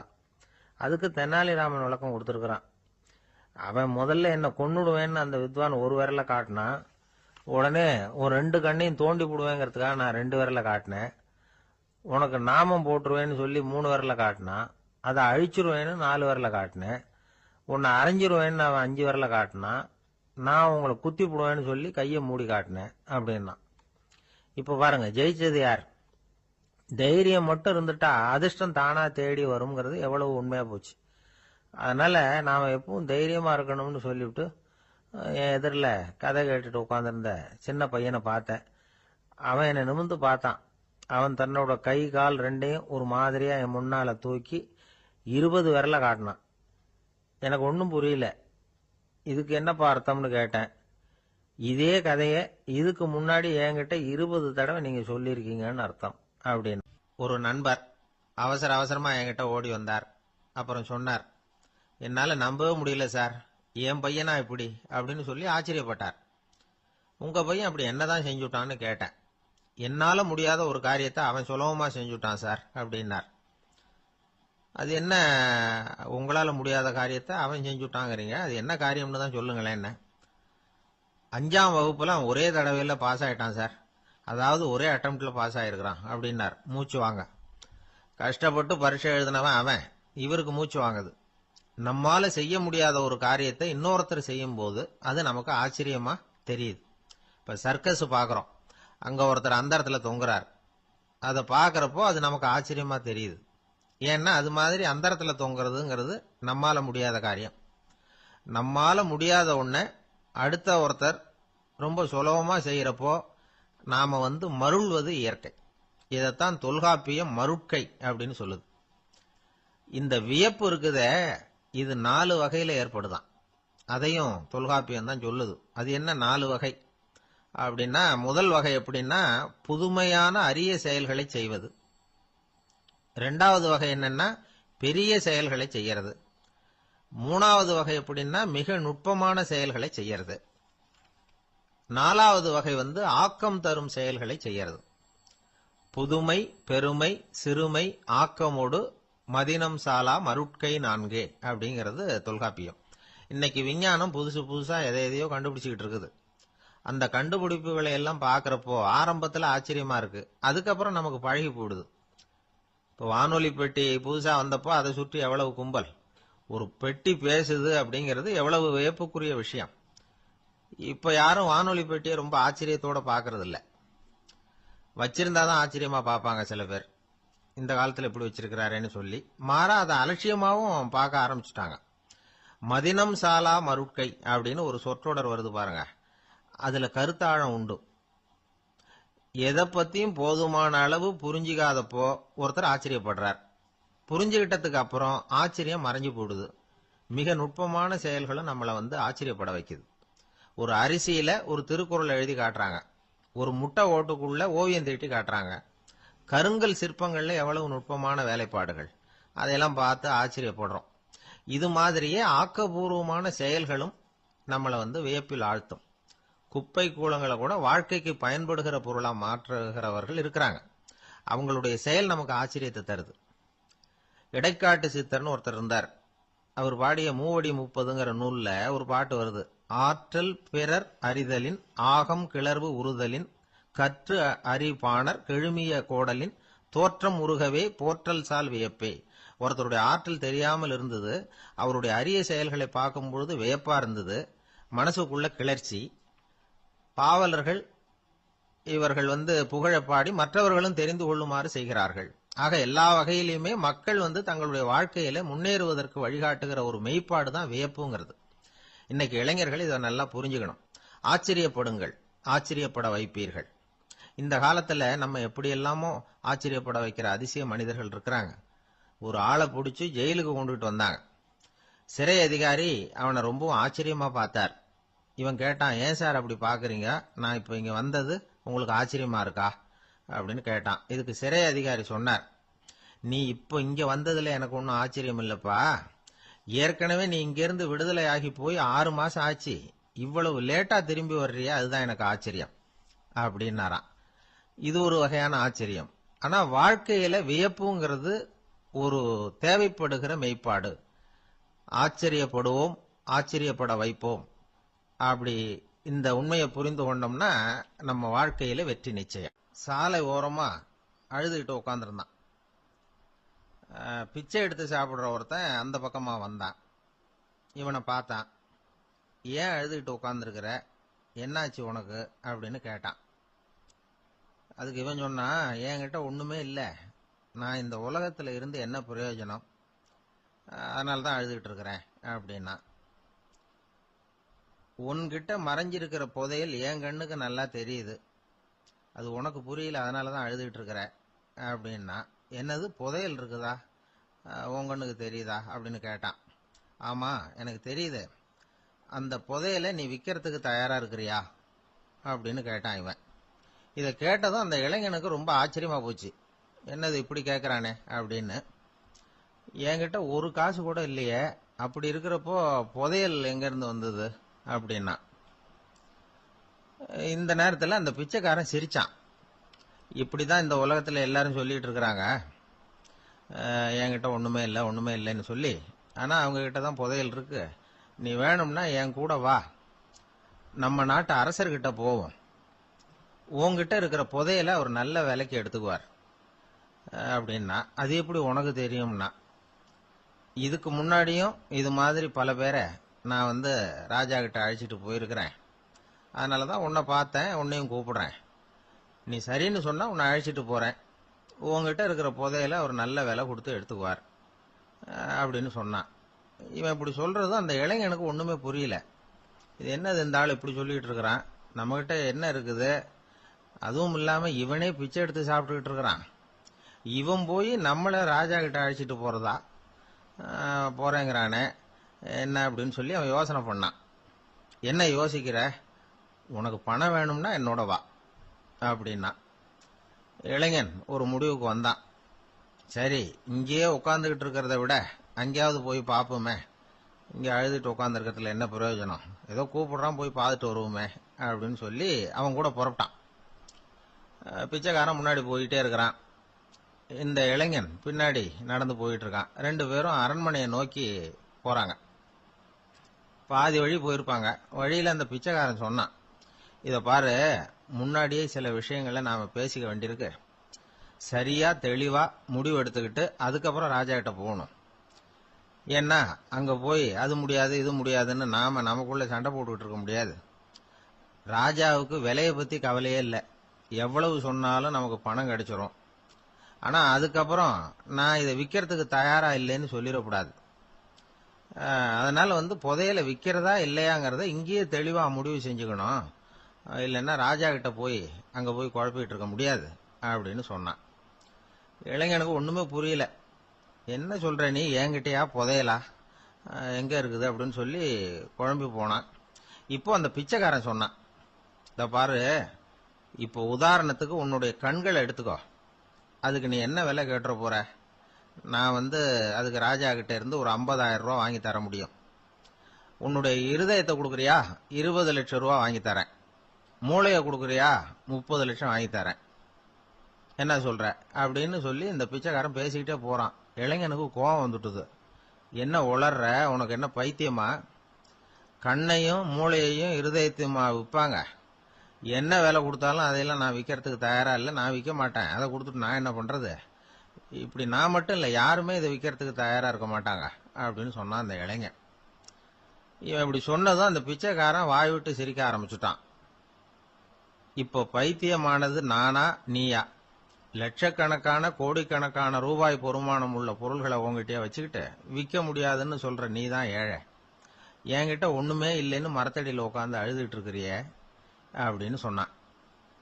இன்னைக்கு பாத்தீங்கன்னா பல பேர் தன்கிட்ட புதைஞ்சிருக்கிற ஆற்றலை புரிஞ்சுக்க முடியாம அவதிப்பட்டு இருக்கிறாங்க.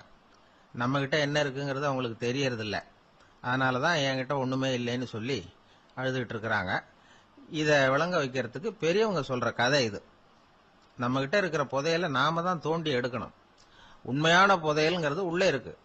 ஆனா அதை வெளியில தேடுற ஆசாமிகள் தான் அதிகம். சராசரி மனித இயல்பு அப்படி. நம்ம கிட்ட விலை மதிக்க முடியாத பகுத்தறிவு இருக்கு. அதை வச்சுக்கிட்டு வாழ்க்கையில முன்னேறதுக்கு முயற்சி பண்ணணும். என்கிட்ட ஒண்ணுமே இல்லைன்னு நினைச்சு ஓரமா உட்காந்துடக்கூடாது. முயற்சி செஞ்சா முடியாத காரியம் எதுவுமே இல்லை. ஒரு ரயில்வே ஸ்டேஷன் பக்கம் வெளியில ஒரு டாக்ஸி நின்றுட்டு இருந்தது. அந்த பக்கமா வந்த ஒருத்தர் டாக்ஸி டிரைவரை பார்த்து சொன்னார், ஐயா, உங்க வண்டியில பின் சீட்ல ஒரு மணி பர்ஸ் கிடக்கு, யாரோ மறந்து விட்டுட்டு போயிருக்கிறாங்க அப்படின்னாரு. இல்ல இல்ல, அது காலி பர்ஸ் தான், நான் தான் அதை அங்க போட்டு வச்சிருக்கிறேன் டிரைவர். ஏன்னு கேட்டார் அவரு. இதுக்கு டிரைவர் சொன்னாரு, அதை பாக்குற யாராவது அதை எடுத்துக்கலாம்ங்கிற ஆசையிலேயாவது சவாரிக்கு வருவாங்க, அதுக்காக தான் போட்டு வச்சிருக்கிறேன் அப்படின்னார். கத்திய தீட்டாதே புத்திய தீட்டு அப்படின்னு ஒரு பெரியவர் புத்தி சொன்னார். அதை கேட்ட ஒரு இளைஞன், அது எப்படி பெரியவரை புத்திய தீட்டுறது? கத்திய தீட்டுன்னு சொன்னா ஒரு கருங்கல்ல கத்திய தேய்க்கலாம். புத்திய தீட்டுன்னு சொன்னா எப்படி தலையை கொண்டுட்டு போய் தரையில தேய்ச்சிட்டு இருக்க முடியுமா அப்படின்னா. அந்த பெரியவர் உடனே புரிஞ்சுக்கிட்டார், இந்த இளைஞனுக்கு புத்தி கூர்மை கம்மி அப்படிங்கறத புரிஞ்சுக்கிட்டார். அது சரி, அறிவுக்கும் புத்திசாலித்தனத்துக்கும் என்ன வித்தியாசம்? இது ஒரு முக்கியமான கேள்வி. அறிவுன்னா என்ன, புத்திசாலித்தனம்னா என்ன? இதே கேள்விய சாக்ரட்டிஸ் கிட்ட அவருடைய சீடன் ஒருத்தன் கேட்டானா. ஐயா, அறிவுக்கும் புத்திசாலித்தனத்துக்கும் என்னங்க வித்தியாசம் அப்படின்னு கேட்டிருக்கான். சாக்ரட்டிஸ் நிமிர்ந்து பார்த்திருக்கிறார் அந்த சீடனை. அதுக்கப்புறம் சொன்னாராம், நான் சொல்றேன் உன்னுடைய கேள்விக்கு பதில், ஆனா அதுக்கு முன்னாடி நீ ஒரு காரியம் பண்ணணும்னாராம். என்னங்க செய்யணும் சொல்லுங்கன்னு இருக்கான். அதோ பாரு, ஒரு பெரியவர் உட்கார்ந்துருக்கிறாரு, அவர்கிட்ட போ, இங்க இருந்து பக்கத்துல இருக்கிற அந்த கிராமத்துக்கு போய் சேர எவ்வளவு நேரம் ஆகும் அப்படின்னு கேட்டுட்டு வா அப்படி சொன்னார் சாக்ரட்டிஸ். சரின்னு சொல்லிவிட்டு இவன் போனான். அந்த பெரியவர் முன்னாடி போய் நின்னான். ஏங்க பெரியவரை, இங்க இருந்து அதோ தெரியுத அந்த கிராமத்துக்கு போய் சேர்றதுக்கு எவ்வளவு நேரம் ஆகும் அப்படின்னு கேட்டான். பெரியவர் நிமிர்ந்து பார்த்தார், ஆனா பதில் எதுவும் சொல்லல. இவன் மறுபடியும் ஒரு தடவை அதே கேள்வி அவர்கிட்ட கேட்டான். என்னங்க, நான் கேட்கறது உங்க காதுல விழுதா? அந்த கிராமத்துக்கு போய் சேர்றதுக்கு எவ்வளவு நேரம் ஆகும் அப்படின்னு சொல்லி மறுபடியும் கேட்டான். அப்பவும் அவர் பதில் சொல்லல. உடனே அவன் மனசுக்குள்ள முடிவு பண்ணிக்கிட்டான், சரி பெரியவர் ஒரு மாதிரியா தெரிகிறார், புத்தி சுவாதீனம் சரியில்லாத ஒரு மாதிரி தெரியுது அப்படின்னு நினைச்சுக்கிட்டே வந்த வழியிலேயே திரும்பி வந்துட்டான். கொஞ்ச தூரம் நடந்திருப்பான். இப்ப அந்த பெரியவர் மறுபடியும் கூப்பிட்டார், இளைஞனே இப்படி வாழ்னார். இவனுக்கு ஒன்னும் புரியல. மறுபடியும் திரும்பி நடந்தான். அவர் முன்னாடி போய் நின்னான். பெரியவர் சொன்னார், தம்பி, இங்கேருந்து அந்த கிராமத்துக்கு போய் சேர்றதுக்கு 5 நிமிஷம் ஆகும் அப்படின்னார். இப்போ அந்த இளைஞன் அந்த முதியவரை ஒரு மாதிரியா பார்க்க ஆரம்பிச்சான். அதுக்கப்புறம் கொஞ்சம் யோசிச்சான்.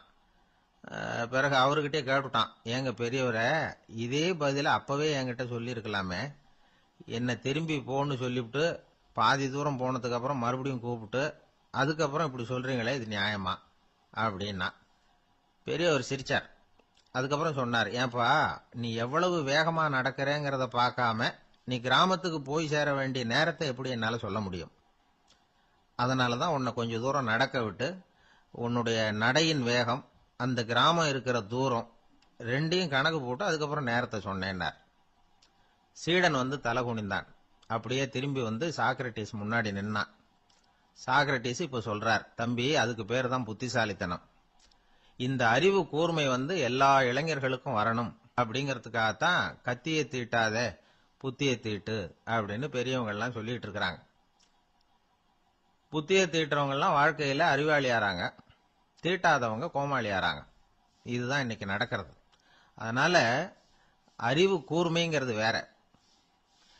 இந்த காலத்து ஆசாமி ஒருத்தர் இன்னொருத்தரை பார்த்து கேட்டார், ஏங்க, ஒரு விமானம் இங்கேருந்து புறப்பட்டு 2 மணி நேரத்துல மதுரைக்கு போய் சேருது.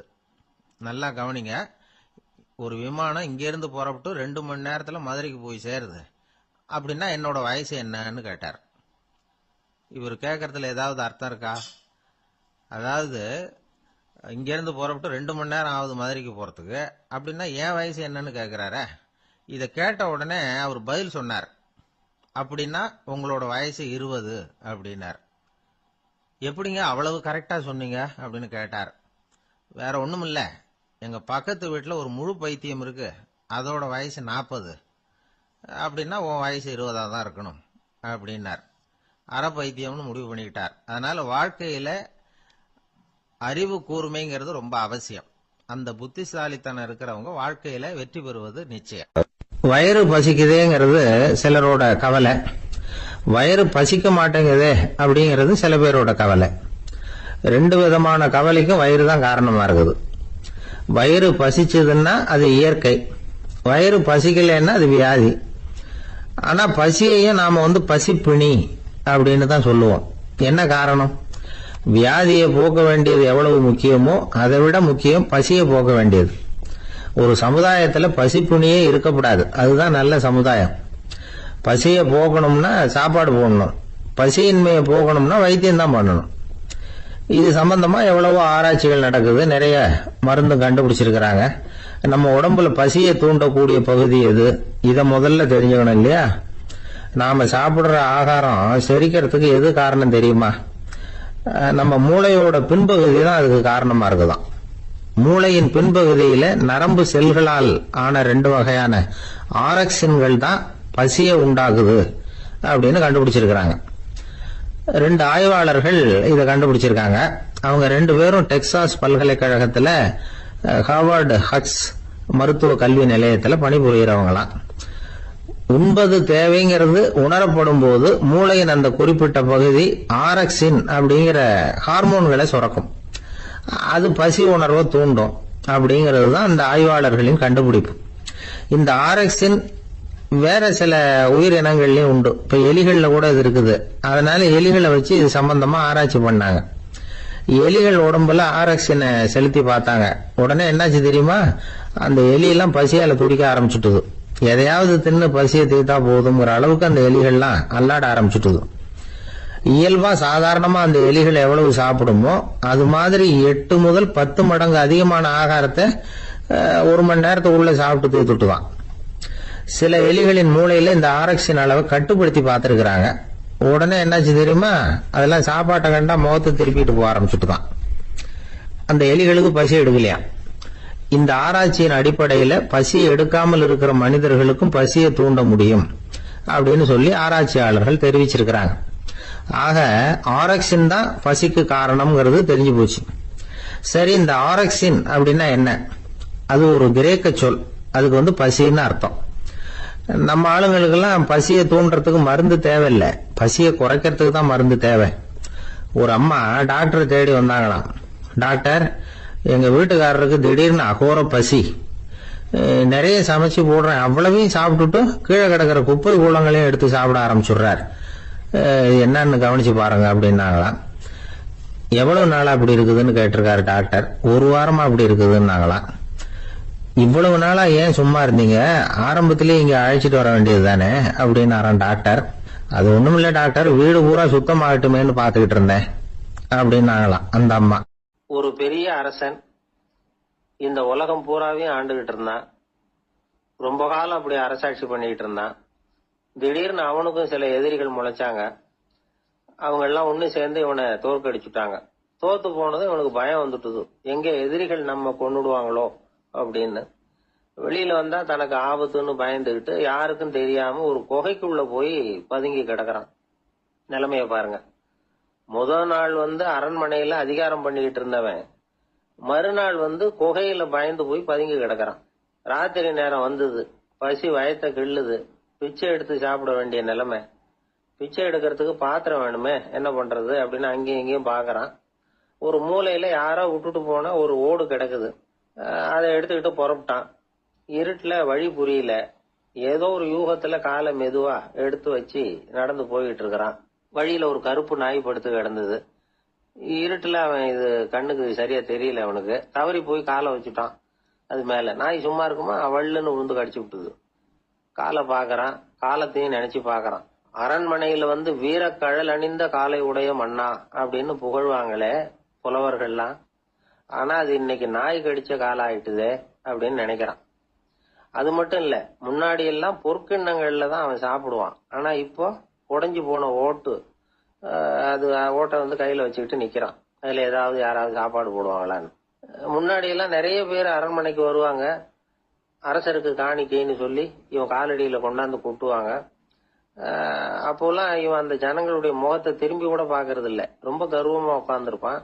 அதே ஆளு இன்னைக்கு எல்லாரு கண்ணுலயும் படுறது மாதிரி பிச்சை எடுத்துக்கிட்டு இருக்கிறான். அப்போலாம் காணிக்கைகளை தன்னுடைய கையால வாங்குறது தனக்கு கௌரவ குறைச்சல்னு நினைச்சு தன்னுடைய வேலைக்காரங்களை விட்டுதான் அதை வாங்க சொல்லுவான். இப்ப பாத்தீங்கன்னா அவனே தன் கையாலேயே பிச்சை வாங்குறான். நினைச்சு பாருங்க, அந்த மனுஷன் நாள் அரசன், மறுநாள் பிச்சைக்காரன். எவ்வளவு வித்தியாசம். செல்வம் தான் இப்படி ஒரு வித்தியாசம் ஏற்படுறதுக்கு காரணம். அப்படிப்பட்ட செல்வம் வாழ்க்கையை நடத்துறதுக்கு நமக்கு தேவைதான். ஆனா அதையே நாம அடைய வேண்டிய பயனா நினைக்கிறோம் பாருங்க, அதுதான் வேடிக்கை. இத நம்மாழ்வார் அழகா ஒரு பாசுரத்துல சொல்றார். ஒரு நாயகமாய் ஓட உலகுடன் ஆண்டவர், கருணாய் கவர்ந்த காலர், சிதைகிய பானையர், பெருநாடு காண இம்மையிலே பிச்சைதாம் கொள்வர், திருநாரணன் தாழ் காலம் பெற சிந்தித்து உய்மினோ அப்படிங்கிறார் நம்மாழ்வார்.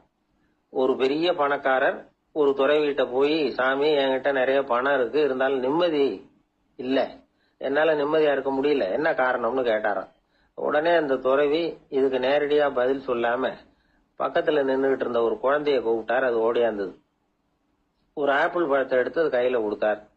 அதை வாங்கிட்டு குழந்தை சிரிச்சுது. இன்னொரு பழத்தை எடுத்து கொடுத்தார். அதை இன்னொரு கையில வாங்கிட்டு சிரிச்சுது. 3வது ஆப்பிள் எடுத்து கொடுத்தார். 2 பழத்தையும் நெஞ்சில் அணைச்சிக்கிட்டு 3வது பழத்தையும் வாங்கறதுக்கு முயற்சி பண்ணிச்சு. ஆனா அது உடனே நழுவி கீழே விழுந்து உருண்டு ஓடிச்சு.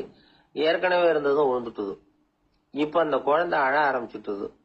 இப்ப அந்த துறவி பணக்காரர்கிட்ட சொன்னாராம், குழந்தைய கவனிச்சியா, 2 ஆப்பிள் போதும்னு அது நினைச்சிருந்தா இப்போ அது அழ வேண்டிய அவசியம் வந்திருக்குமா அப்படின்னாராம். எதுவுமே அளவுக்கு மிஞ்சினா துன்பம் தான். இந்த காலத்துல இதெல்லாம் யாரு காதுல வாங்குறாங்க? ஒருத்தனை நல்ல வழிக்கு கொண்டு வரணும்னு நினைச்சு அவனை கூப்பிட்டு உட்கார வச்சு இந்த கதையை சொல்லிட்டு இருந்தாங்க. சொல்லிவிட்டு அந்த குழந்தை செஞ்சது தப்பு தானே அப்படின்னு கேட்டிருக்கிறாங்க. ஆமா தப்புதான், நானா இருந்தா அப்படி செஞ்சிருக்க மாட்டேன் நானா. இவன் 2 பழமே போதும்னு சொல்லிருப்பியா அப்படின்னு கேட்டிருக்காங்க.